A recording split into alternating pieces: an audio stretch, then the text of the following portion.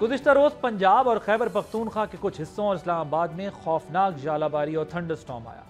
Hello storm जिसमें कम से कम 6 अफराद जाँ बहक हुए।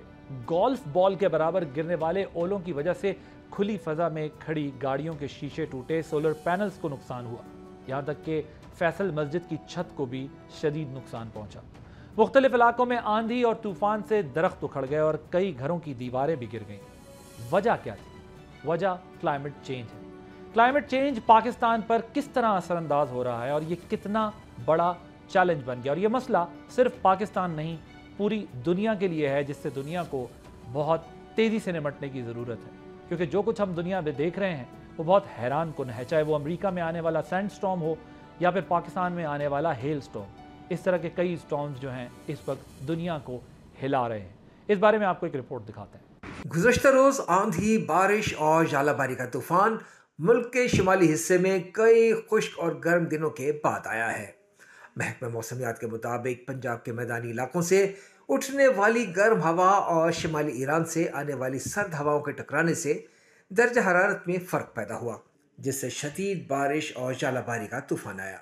महकमा मौसमियात के मुताबिक मुख्तलिफ दर्जा हरारत के इम्तिजाज की वजह से ओले बनते हैं।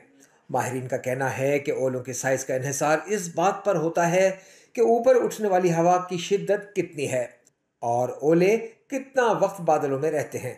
अगर ओले ज़्यादा वक्त बादलों के दरमियान रहे तो ज़्यादा से ज़्यादा बर्फ इकट्ठी करते हैं, जिससे ओलों का हजम बढ़ता है। क्लाइमेट चेंज की वजह से ज़्यादा दर्जा हरारत थंडर स्टॉर्म में मौजूद हवा को ज़्यादा ताकत से बादलों की जानिब पुश करता है। गुज़श्ता रोज़ इस्लामाबाद और मुलहका इलाकों में आने वाले हेल स्टॉर्म की वजह भी यही थी। महकमा मौसमियात ने एक हफ्ता पहले पेशगोई की थी कि दौरान हफ्ता सिंध, पंजाब और बलूचिस्तान में दर्जा हरारत मामूल से 8 डिग्री तक ज़्यादा रहने का इम्कान है, जबकि बालाई इलाकों में 6 डिग्री तक मामूल से ज़्यादा रहेगा।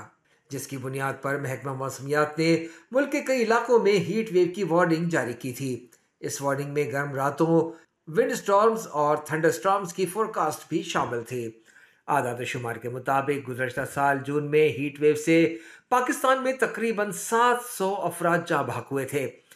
रवां साल के पहले क्वार्टर में अब तक मामूल से 41% कम बारिशें हुई हैं, जिसकी वजह से मुल्क के एग्रीकल्चरल बेल्ट में शदीद खुश्क साली जैसी सूरत हाल है, जबकि 3 साल पहले मुल्क का 1/3 हिस्सा सैलाब में डूब गया था। इन एक्सट्रीम वेदर पैटर्न से डैमों में पानी की सतह पर भी मनफी असर पड़ता है। यही वजह है कि मंगला और तरबेला डैम्स में पानी की सतह भी कम हो गई है। पाकिस्तान पहले ही क्लाइमेट चेंज से मुतासरा टॉप 10 ममालिक की फहरिस्त में मौजूद है।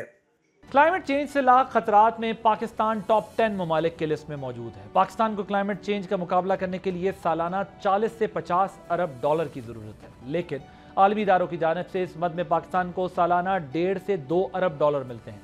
ये बहुत बड़ा गैप है।